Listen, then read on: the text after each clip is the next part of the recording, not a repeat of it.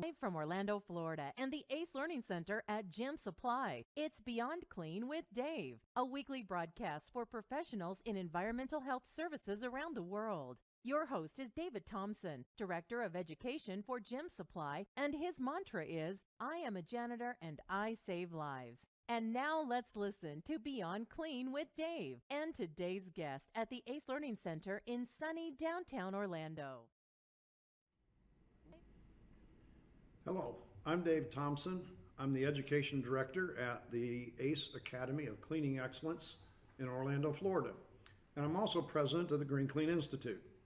Now, if you've been with me on my weekly broadcast each Friday afternoon, you will know that this is our second show of February 2017 and about our sixth in the series so far. So I want to thank you if you followed me every Friday afternoon. If you haven't, well, you should be. Now, regularly I am asked, what is this show all about? There are three words which I focus on each and every Friday afternoon. Those words are healthy, positive, and proactive. If you were with me last Friday, you learned that there's a lot of certifications out there, and we talked about ISSA certifications, what the Academy here in Orlando, Florida has, and also what the GCI offerings are. And these are all in the way of certified professional development courses. Now today, our guest speaker is from GCI, and he's calling in from St. Louis to talk to us about yet another infectious issue and maybe revisit some old ones. So I want you to welcome Darrel Hicks, one of my regular guest speakers. Darrel, is it as cold today as it was the first time we talked with you? No, we're having a touch of spring today here in St. Louis, and it feels pretty good. And every day we have like this in February means one less bad day. So we're happy to get them as we do. But anyway, it's good weather. Well, that's kind of different because I don't have to worry about those bad days down here anymore. We've talked about that. So if you've been with us each week, you're tired of us talking about the weather. But the weather and what's going on in the world is a very big part of what we think about with infectious issues this time of the year.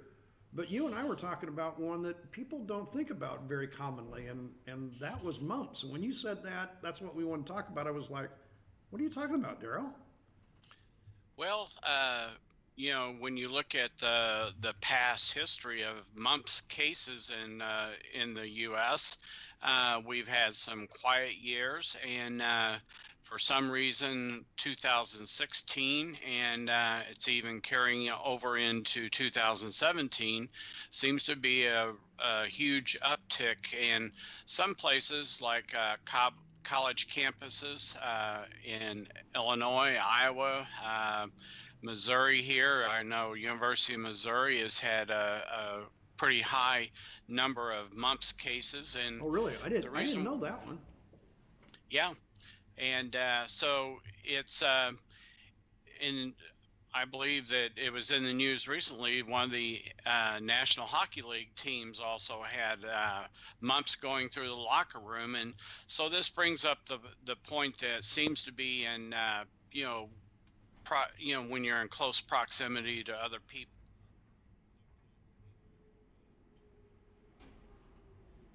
Have some of the early signs and symptoms of mumps, but they just write it off to just whatever's going around, upper respiratory stuff. And so before they even start getting the swollen glands in their throat and neck, they're already infecting other people.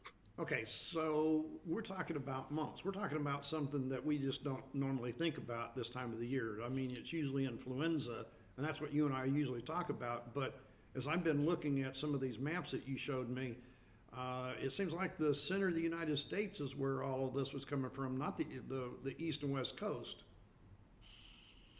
Yeah, there seems to be no rhyme or reason to where it's popping up, but why it's important to note this is although there's some childhood occurrences of this. We've been seeing it more in the young adult and adult population. So that's problematic in that it can cause sterility in men Oops, and wait, can even. wait a minute. You're talking about that. We're not talking about just kids. You know what? We're thinking mumps. You know, we're talking about the young adults. I mean, not even adults. We're talking about the youngsters. Here, you're talking about the hockey league and campuses, and then you start talking about sterility for mumps. Yes. And even death. So, Wow. depending on the severity of it and how soon it's caught and what other complications a person may have, it could cause death. So that's not the norm. We've thought of it as a childhood disease or condition like chicken pox or measles. And so whenever it gets into the adult population, that's where they're encouraging people in their late teens to get a booster shot to the mumps vaccine. Okay, so I know we're going to switch gears on you, audience, but I think the whole reason we wanted to talk about this was that, we don't think about some of these things. Influenza right now is what we're thinking about. And you saw a news article here not too long ago, last couple of weeks, and you wanted to talk about that. Yeah, the flu season seems to be kicking into a high gear, and I think that we still have not seen the peak yet. There are new cases reported in several states, and it's what the CDC, the Centers for Disease Control, they're calling this epidemic in some portions of the country. And the reason for that is if normally they expect, 4.2 cases out of 100 population, they're seeing 4.4. So it's still not like, it's double or anything. It's just crossed a threshold that CDC sets.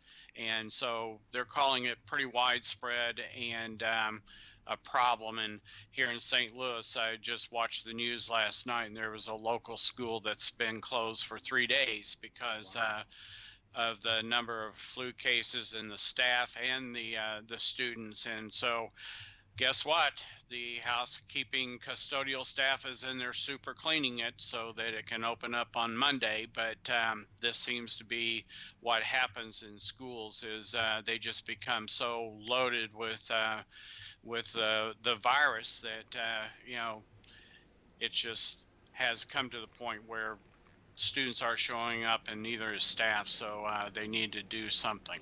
Well, and so this is the point that you and I have always made, and there's not an antibiotic that people can go and take for the flu. We know that. Just True. interestingly enough, my father's in the hospital right now from influenza. Apparently he's had it for 2 or 3 weeks, and it just finally got to him where he was actually passing out. Now, it could have been other things, but, influenza has a way of getting around, and as you said, we have a lot of what we would consider breeding grounds for this. And I think this is that sneeze you and I always talk about. Whenever we sneeze, we project all of these viruses out. And so now, as you said, now in the school they're on the special jobs now. Right. They're trying to get rid of the bioburden, the contaminants that are on surfaces, because influenza can live on a surface anywhere from 8 hours to 24 to 48 hours, depending on if it's a wet or dry surface. So,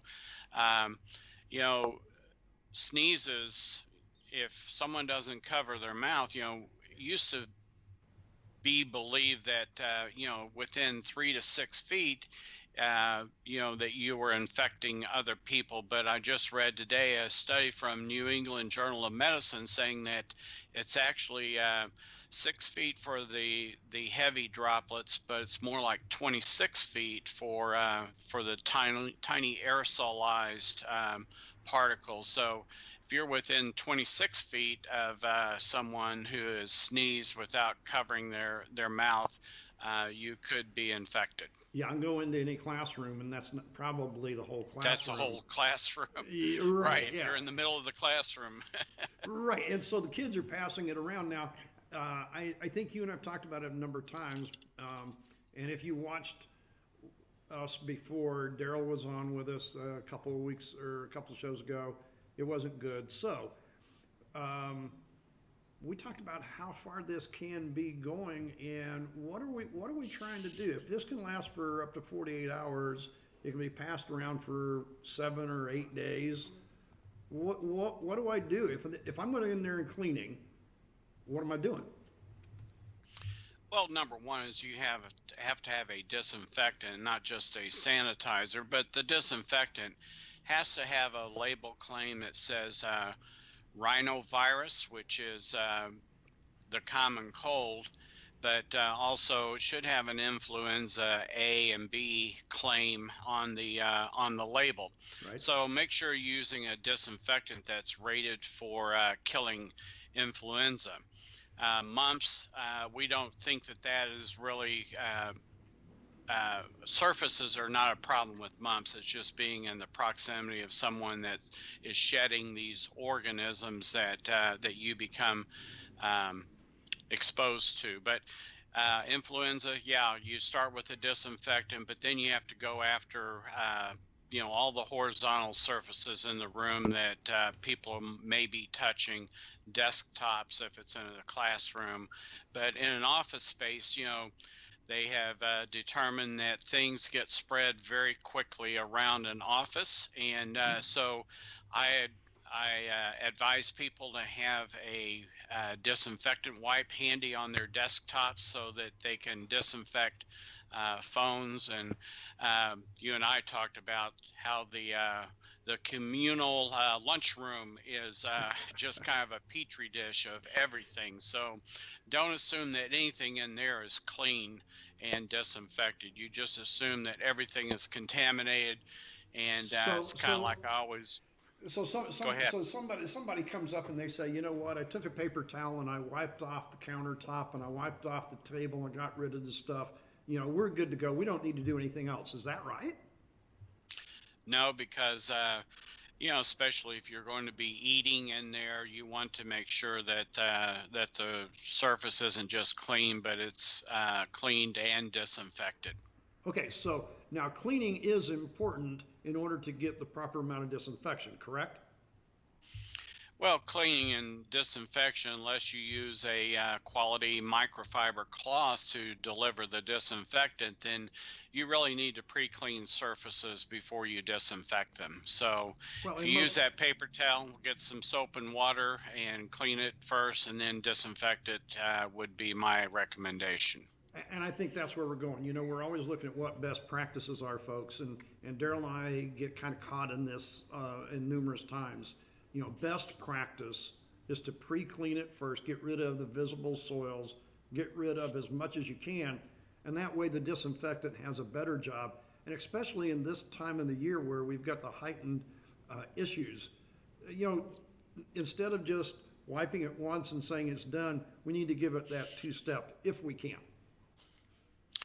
Yeah, and as I suggested that, it's kind of the idea of the physical action of wiping, with a paper towel that's wetted is good enough, but you need some friction. As my grandmother would say, whenever she saw me trying to clean something, she said, you got to get some elbow grease in that. So the notion is you have to get aggressive with scrubbing surfaces and not just delivering a disinfectant with a wipe, because all you're doing is depending on the disinfectant to do the work that proper cleaning first should have done.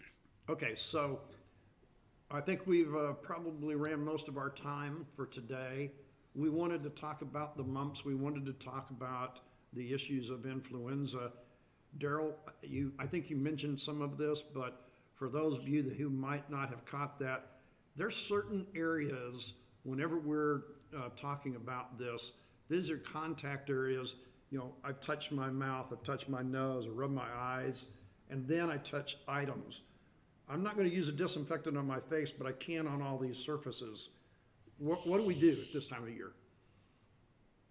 Well, I would go after those high touch surfaces. And as I said earlier, it's about clean surfaces and clean hands. And if clean hands are touching dirty surfaces, then they become dirty. And then you're touching your nose, your eyes, your mouth, and transmitting whatever you picked up off that doorknob or the elevator buttons to, you're introducing that into your body via your nose, your eyes, or your mouth. So keep your hands away from your face and keep them clean. And you can't wash your hands often enough in today's environment with influenza going around. And one last message about that is it's still not too late to get your flu shot if you haven't done it, because we could be looking at going into mid to late March with this current wave of influenza. And as your dad has found out, it doesn't come and just leave. People have cough for weeks afterwards. So they're still spreading that organism, and even though they don't have a temperature, they're still shedding that flu virus. Well, so you probably heard me doing a little coughing. You saw me cough into my sleeve. I've had a little touch of it myself. Even though I had a flu shot, you still can get a little bit of the symptoms. Darrel, you wrote a book, Infection Prevention for Dummies. It's still good. It's still accurate information, correct? Oh, yeah. Up to date. And if you wanted to see some of the best practices, they're in that book. You can get hold of Darrel at dhicks at GCIcertified.com. He is the EVS director for this international organization. Darrel, I thank you for calling in from Missouri, and we will talk to you next month for sure. Okay, Dave. Thanks for coming in. Thanks. Okay. Now, next Friday afternoon, we're going to be talking to some other people, but before I get there, I want to let you know, because we always have these inquiries about where people can find our classes. They are on our gym website, that is gymsupply.net. When you go across the header bar there, find the ACE Cleaning Expert tab, drop down on that, find the live class schedule, and you'll find our live classes here in Central Florida. Now, if you want to get more information or you want to ask anything about the show, you can email me at beyondclean, at gymsupply.net. We also have our website, that is beyondcleanwithdave.com. Too many things here. I'm going to get them all screwed up for you. Anyway, next week we're going to be joined right here in the studio. We're going to be talking about microfiber. Gary's going to walk in. He says he knows a little bit about product performance and some of the uses of it. So should be an interesting afternoon. Next week, Friday afternoon, 1 p.m., right here, live from Orlando, Florida. So until next week, keep changing your future. Keep those changes healthy, positive, and proactive. And remember my mantra, I am a janitor and I save lives. You have been listening to Beyond Clean with Dave and his guest. Sharing what you learn with others is what turns knowledge into professional development. This weekly broadcast is archived for just that reason. Dave would love to hear from you, whether it is to share your experiences privately or on air with Dave. Have a request, need to learn more, or want to take a full certification course on a subject? Just reach out to us at Gym Supply, and we will help you access the right solution for your needs. Live classes are hosted each week at one or more of our 4 locations in Central Florida. These range from a 1-hour class to a week-long ISSA Master Technician training. Need Dave to bring a class to you? The Mobile Certification Center is waiting to come to your door. Watching from abroad or simply need access online, our accredited cleaning expert courses are waiting for you 24/7, 365. Dave is waiting to hear from you either at beyondclean@gymsupply.net or at 800-422-9886. If you are in the area, Dave would love to have you come to the ACE Learning Center for a visit or to schedule your appearance on the show. 1312 West Washington, Orlando. Remember, janitors save lives. Be sure to put us on your schedule to watch next week as we present another broadcast of Beyond Clean with Dave. You